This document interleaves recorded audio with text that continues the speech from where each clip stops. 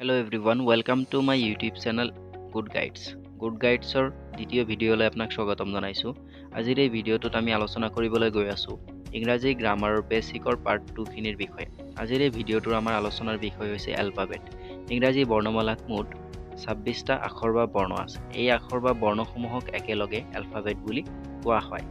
ইংৰাজী বৰ্ণমালাত এলফাবেট প্ৰধানতঃ তিনি প্ৰকাৰৰ।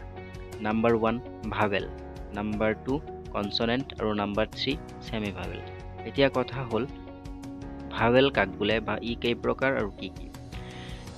ইংৰাজী বৰ্ণমালাৰ ভাৱেল শব্দৰ অৰ্থ হৈছে স্বৰবৰ্ণ, অৰ্থাৎ যি বৰ্ণ উচ্চাৰণ কৰোঁতে অইন কোনো বৰ্ণৰ সহায় ল'বলগীয়া নহয়, অৰ্থাৎ নিজে নিজে উচ্চাৰিত কৰিব পাৰি, সেইবোৰ বৰ্ণকে ভাৱেল বুলি কোৱা হয়।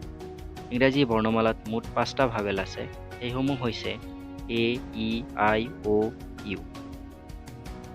ইংৰাজী বৰ্ণমালাৰ বা এলফাবেটৰ দ্বিতীয় গুৰুত্বপূৰ্ণ বিষয়টো হৈছে কনসনেন্ট। কনসনেন্ট শব্দৰ অৰ্থ হৈছে ব্যঞ্জন বৰ্ণ। কনসনেন্ট হৈছে যি বৰ্ণ উচ্চাৰণ কৰোঁতে আন বৰ্ণৰ সহায় ল'বলগীয়া হয় তাকে কনসনেন্ট বা ব্যঞ্জন বৰ্ণ বোলে। ব্যঞ্জন বৰ্ণবোৰ সাধাৰণতে নিজে নিজে উচ্চাৰিত হ'ব নোৱাৰে। ইংৰাজী বৰ্ণমালাত 26টা আখৰৰ 5টা ভাৱেলৰ বাহিৰে বাকী 21টা কনসনেন্ট বুলি কোৱা হয়। এলফাবেটৰ অতি গুৰুত্বপূৰ্ণ আৰু তৃতীয় নম্বৰ বিষয়টো হৈছে সেমি ভাৱেল, যাৰ অসমীয়া অৰ্থ হৈছে অৰ্ধস্বৰ বৰ্ণ। ইয়াত ব্যঞ্জন বৰ্ণৰ ভিতৰত থকা ডব্লিউ আৰু ৱাই এই বৰ্ণ দুটাক সেমি ভাৱেল হিচাপে গ্ৰহণ কৰা হয়, কাৰণ ই কেতিয়াবা ভাৱেলৰ নিচিনাকৈ উচ্চাৰিত হয় আৰু কেতিয়াবা কনসনেন্টৰ নিচিনাকৈ উচ্চাৰিত হয়।